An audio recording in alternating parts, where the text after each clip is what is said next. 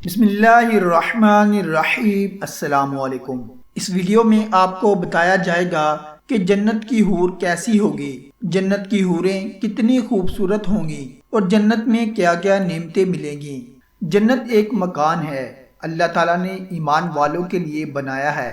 اس میں وہ نعمتیں مہیا کی ہیں جن کو نہ آنکھوں نے دیکھا، نہ کانوں نے سنا، نہ کسی آدمی کے دل پر ان کا خطرہ گزرا۔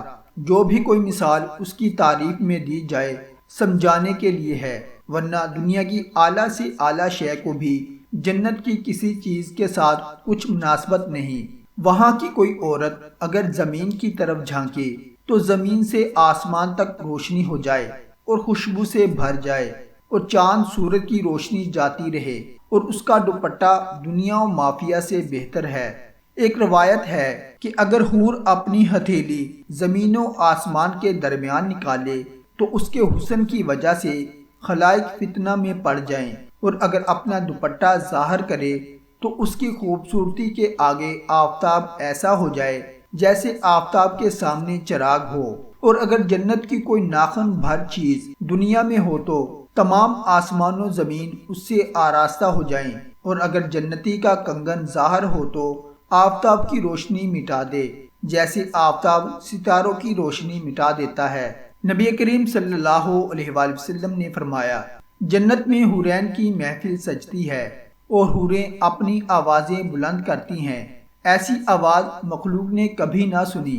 کہتی ہیں کہ ہم ہمیشہ رہنے والیاں ہیں، کبھی فنا نہ ہوں گی، اور ہم خوش رہنے والیاں ہیں، کبھی غمگین نہ ہوں گی، ہم راضی رہنے والیاں ہیں، کبھی ناراض نہ ہوگی۔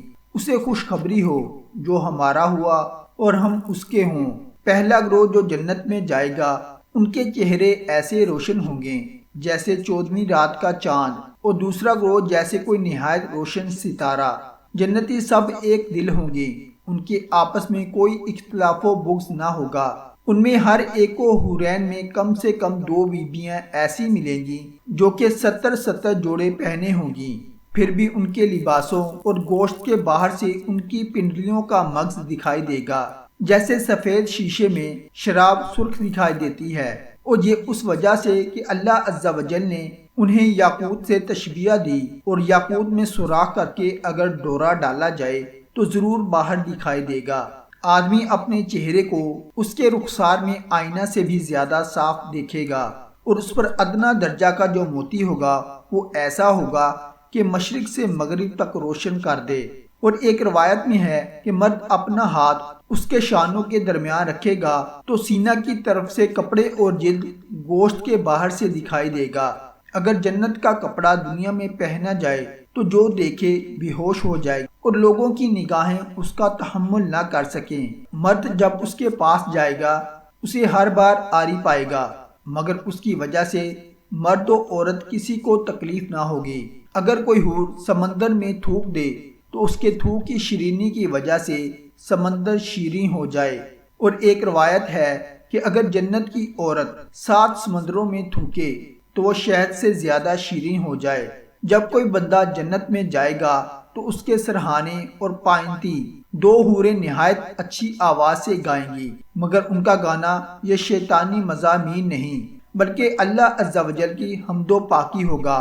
وہ ایسی خوش بولو ہوں گی کہ مخلوق نے ویسی آواز کبھی نہ سنی ہوگی، اور یہ بھی گائیں گی کہ ہم ہمیشہ رہنے والیاں ہیں، کبھی نہ مریں گی، ہم چین سے رہنے والیاں ہیں، کبھی تکلیف میں نہ پڑیں گی، ہم راضی ہیں، ناراض نہ ہوں گی۔ مبارکباد ہو اس کے لیے جو ہمارا ہو اور ہم اس کے ہوں۔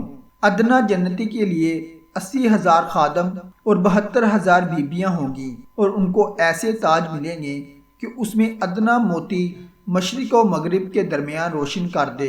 جب جنتی جنت میں جا لیں گے اللہ عز و جل ان سے فرمائے گا، کچھ اور چاہتے ہو جو تم کو دوں؟